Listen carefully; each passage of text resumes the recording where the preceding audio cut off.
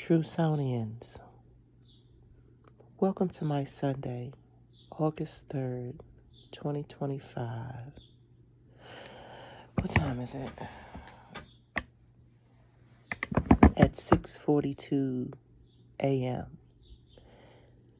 And I'm sitting here looking at something that I composed yesterday, and I put the year 2024. And now that I'm looking at it, it's prompting me to think about what was going on with me this time a year ago.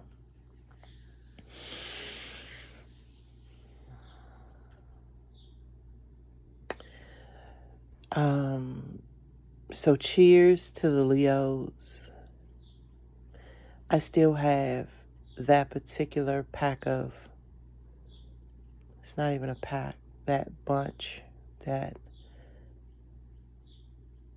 layout of cards that I've been working with for the last 60 days. It might even be a little longer than that. Time is wobbly for me right now. I really do think I'm in a real live wrinkle in time right now. I didn't even want to hit record, so please forgive the delays. My thoughts and my feelings are doing this little synchronicity thing, like it's synthesizing.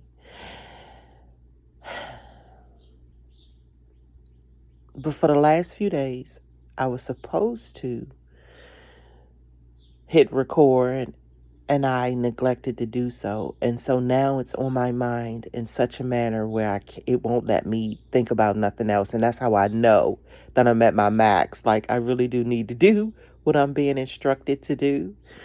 Even though I did attempt to record yesterday, the very piece that I'm looking at right now, and it was when I say it was a rough draft, that was so raw. And then I stumbled and I was like, you know what? I'm not re-recording this. And then that blasted ass car that's in my neighborhood that races through the neighborhood, that pisses me off too. This is a residential area, you idiot. There are kids around here. See, this is the reason why, not the sole reason why. And I'm rambling, so just give me a moment to get cooking. But this is what I feel the reason why most kids don't come outside and play. But I know that ain't it. But you racing through a residential area, you fucking idiot. And then it's loud and it's stupid. And I probably should just go ahead and post it in its raw form, just like that. Like Nas say, I'm going to give it to you raw so you can feel it. Okay. Two things. Maybe I'll start with the thing that's been baffling me the most. So my dad is the type of guy, he tends to, first of all, let me say, he is the king of Pentacles, okay? Sun sign Taurus. And so I always think of him as the king of Pentacles, and he lives up to this. Mainly because of that green thumb he has. He has such a green thumb. And he tends to the greenery. He feeds birds. And I'm not talking about just scraps out the house. He don't do that. No, he goes, it's in the budget for bird food, bird feeders, he even feeds the squirrels. And I've noticed that the fauna that is around in this area, they thick. They real meaty little birds. Like they not the little scrawny ones I'm used to seeing. Like you can tell that they are well taken care of. Even the squirrels are a little plump around here because Dad buys those I don't know if it's squirrel food or not, but it's literally a big ass bag of corn and all other little nuggets of stuff. And he puts them, they're bird feeders, and then there are feeders where the squirrels and other little animals will partake. My dad has a bird bath that he replenishes, I'll say, on a weekly basis. But I really want to say, especially in this type of season, 2-3 times a week, there is fresh water. So there is always a wealth of activity going on, and my bedroom faces the backyard. So I am always greeted with bird song. Sometimes I'll hear owls and cicadas and other things that I can't readily recognize, but the trees are full with all sorts of fauna back here. My dad tends to the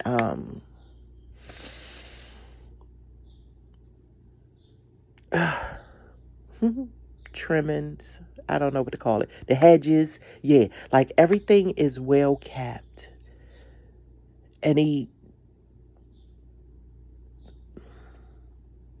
I'm figuring he does it with such pride, and it's not a chore, it's not an obligation, it's a delight. It is something that gives him joy. And he's over 80. So it's rather amazing to see this in real time and what it does to a daughter's spirit.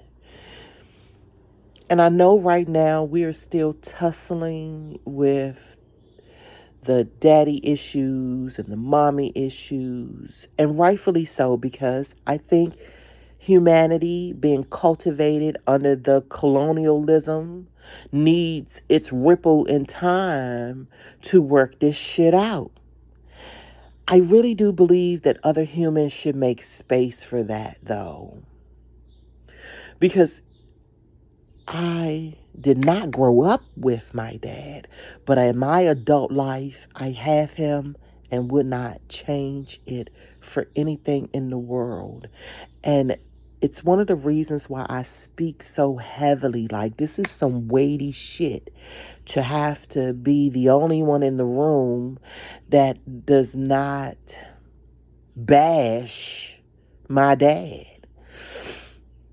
Now, did I have pockets in my world and my life and my timelines when I was angry? Yes. But I still would never let anybody talk shit about my dad. I didn't even let nobody talk shit about my mom, and we bumped heads a lot.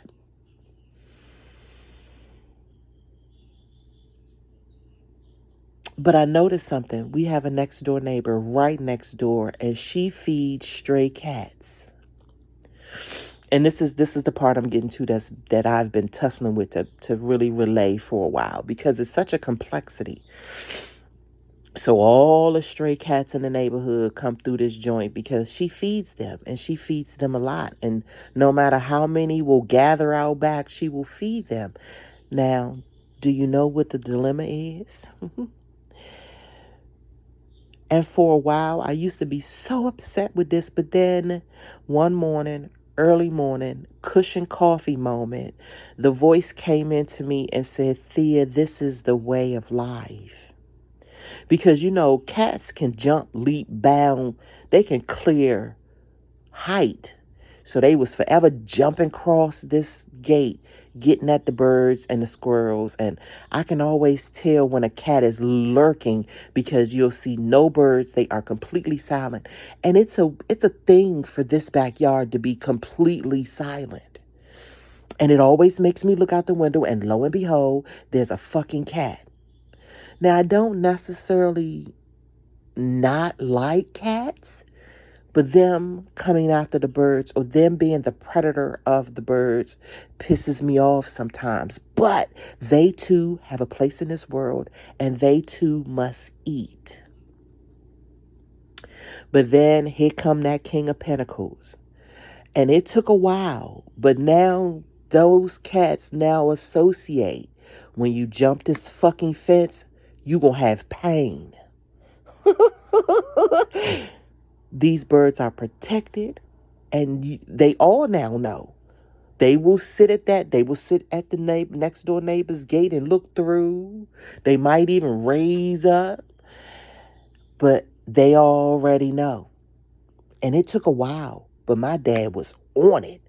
And he let those cats know that if you hop across this fence and you come into this territory, you will feel pain. And now it is incredible how the animal kingdom, even in their most naturalist essence, understand boundaries without no unnecessary violence and trauma. And the birds don't have to be afraid to sing and feed and bathe without being intruded upon. And the cats can still hit their little spot, get their food, get their nourishment, and go finish roaming the fucking city like they do, fucking all over the place. It's amazing how 3 a.m. you can hear cats moaning and whining and shit. It's just like, get a fucking room.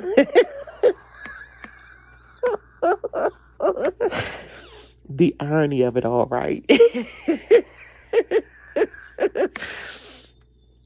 But I say all of that to say that the amazing thing is, if my dad would have been lackadaisical, then the birds, his work would have been in vain. All that he does to nurture and protect would have been in vain. But he is not the King of Pentacles for nothing, honey.